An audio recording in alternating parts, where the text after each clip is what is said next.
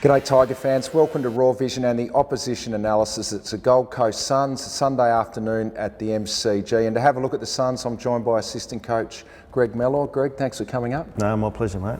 Mate, now the Suns have been through a tough trot the last couple of months, but they're just starting to get a few players back, and I reckon they're just about to turn their form around. Yeah, well, they had, I think, about 6 or 7 players came back last week, and there looks like there might be another 4 or 5 available this week. So, as we've seen throughout, most sides, that you don't have your best players playing. It makes it hard to, get the wins on the park. So, we're certainly really wary of them, what they can produce. But from our perspective, the way that we performed on the weekend, that we're looking to make sure that we, put in the process right, that we can nail the way that we want to play. What about Thompson and Day? Do you expect that they will come in? I think they will, particularly. I think Thompson will definitely come in, I'm sure. Yeah. So, and he'll strengthen up their back line. Yeah. Give our forwards. He's quite tall. Yeah. So he'll probably go to someone like Ty. Yeah, I think he will. The day call match-up for this week, and I choose him every week, Greg, because I love him, Alex Rance. But another big job. Tom Lynch has been in really good form this year, and he's a hard one to stop up there. Yeah, look, it's going to be a great match-up. It'll be like the Rance versus Franklin one.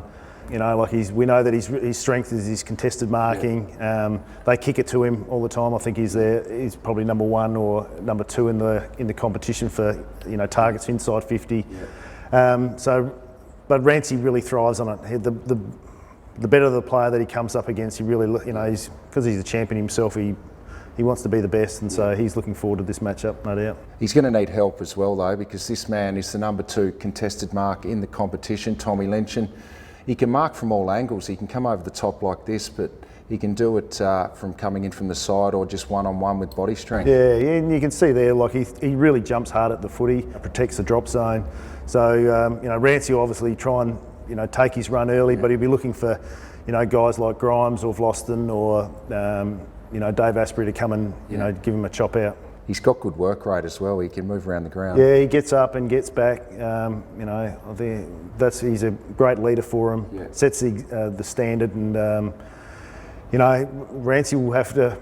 He'll have to play well. But if our mids will need to put a lot of pressure, and our forwards put on pressure and make sure that the ball coming in there's, it's hard for him to dominate. Now, Richmond people over the years, Greg, have had nightmares about this next name, Gary Ablett, senior and junior. I remember. Senior carving us up a few times, but this man's got a good record against Richmond, and he's still getting the job done this year. Yeah, he probably still hasn't got the same, plaudits that he has in the past, because he's not dominating, but he's still playing. If it was anyone else, they'd be saying it's a pretty fair season. So, look, he's a superstar, and he's been able to do it for a number of years. We're very respectful of what he can do, and we'll be, looking to try and curb his influence as much as possible. Is he playing in the forward line at all this year, or is it still mostly through the mid? Oh, look, it's mostly through the midfield, but he will go forward at times, and obviously we'll just have to adjust to that. Yeah. Contested possessions for the Suns last week were really good against Sydney, who have been doing it forever. They were +7. It was a wet game, but it just shows me that they've got that competitive vibe back. Yeah, well, if you can't get contested possessions in really wet days, well, then because that's all about attitude and effort, and it obviously shows that they came with a really strong mindset to, get their hands dirty, and it's something that we pride ourselves on, their contested ball, and we'll be making sure that we go out with a really strong focus to try and nut them in that area. The wet day, you haven't seen grounds like that for a while either. They might be a little bit sore this week. Well, I hope so. It's Archie's pulled out with a calf injury. We've just found out, so that's a good result for us. So hopefully there's a few other boys that are a bit sore. We talked about players coming back in, and Dion Presti is back in and playing well. Had a huge game last week against Sydney. This man is a really good player. Yeah, look, watching him here, he just gets his head over the footy.